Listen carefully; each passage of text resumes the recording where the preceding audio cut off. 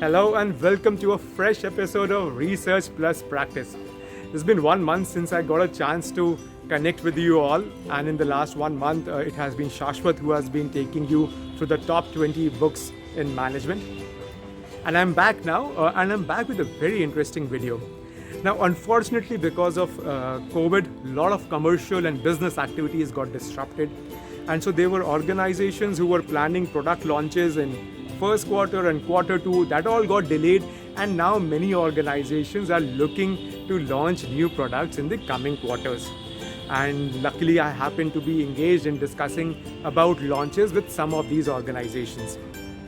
Also, I'm currently taking a PGP course called Strategy in Action, and with my students I had a very interesting discussion on launch strategy.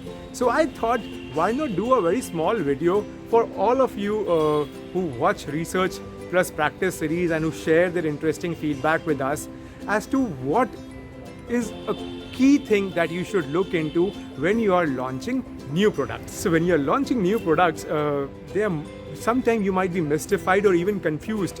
How is one product different in terms of launch compared to another product? Many a times I have been personally in meetings where it seems all the same. Let's make a marketing collateral, let's do digital marketing, let's reach out to customers through emailers. In the end of the day, it pretty much seems the same. No matter what the product is, the launch process seems to be going in the same direction. However, if you look at research, there are some very, very interesting insights as to how you should initiate or plan your entire launch strategy. And that comes from linking at the very beginning that for each product, what is the consumer behavior that you are trying to elicit.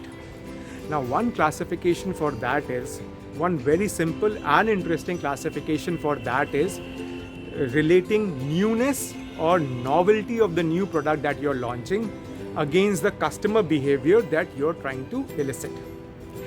Now have a look at this slide. I have put out on this slide 3 very different kind of products which vary in the terms of the newness or the novelty.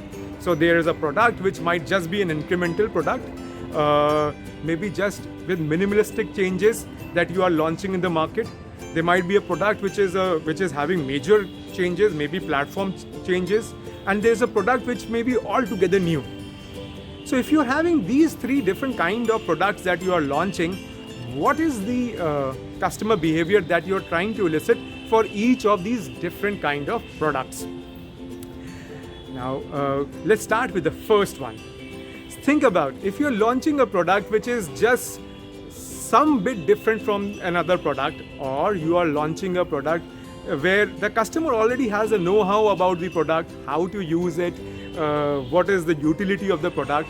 Consider yourself launching another juice flavor. Maybe you are a packaged juice company. Nobody has, maybe you have mango juice, orange juice, pineapple, and you come up with watermelon, something that not many people have.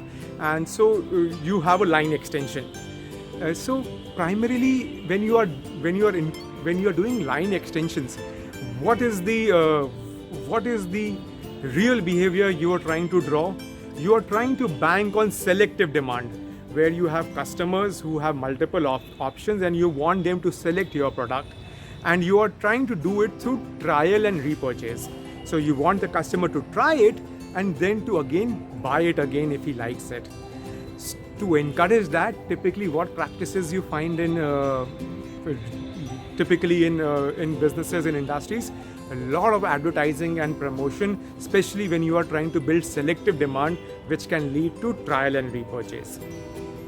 Look at a second option. Suppose you have a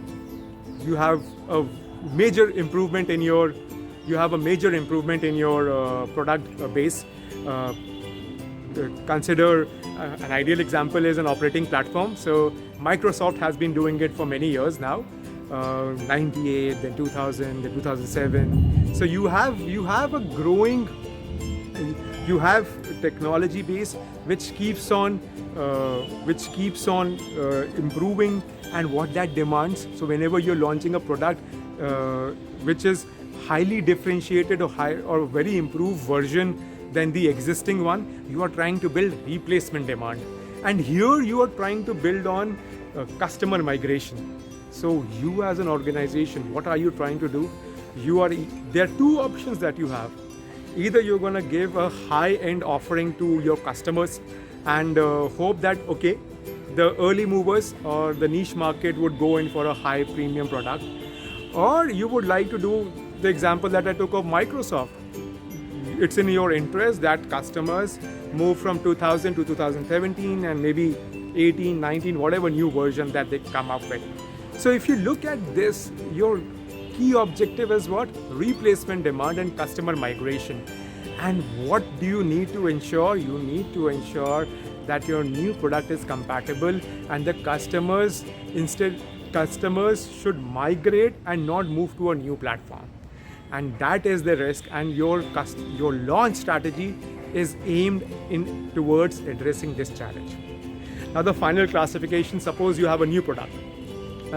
And if you have a new product which nobody has ever used or which is very new in the market, very new experiences, you are largely trying to draw primary, you are trying to do a primary demand generation.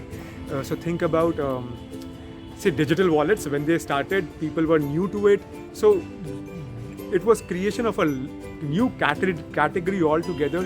And when you have such products, which are creating categories, there is a lot of education that is required for the customer to come to that category, to try out that new product. And so if you are making a product which is opening a new category, take it from me that there is a social responsibility of educating the customer. Even if you do not wish to, you will be doing charity of educating the customer, and maybe the followers who might come later or other entrants may not have to do it. Typically in such kind of strategies, you would see hand-holding of the customers. Word of mouth strategy really works well, because here you're trying to create a primary demand for a new category of product, where building customer confidence and getting them to try and remain with the solution is very important. So I've just shared today a very simple classification. If you are working on a launch plan, pick up your product, try to understand if it is a simple line extension, if it's a major improvement, or if it's a new product. Depending on the product, you know whether you're targeting selective demand, replacement demand, or primary demand. And if whichever demand you're targeting, you know what kind of customer behavior you need to elicit. So a very short video on launch plans and launch strategy. I hope you find it useful, and do let me know if this interests you. I'll be more than happy to bring another episode primarily focusing on new product launches. So till then, take care, goodbye, and thank you.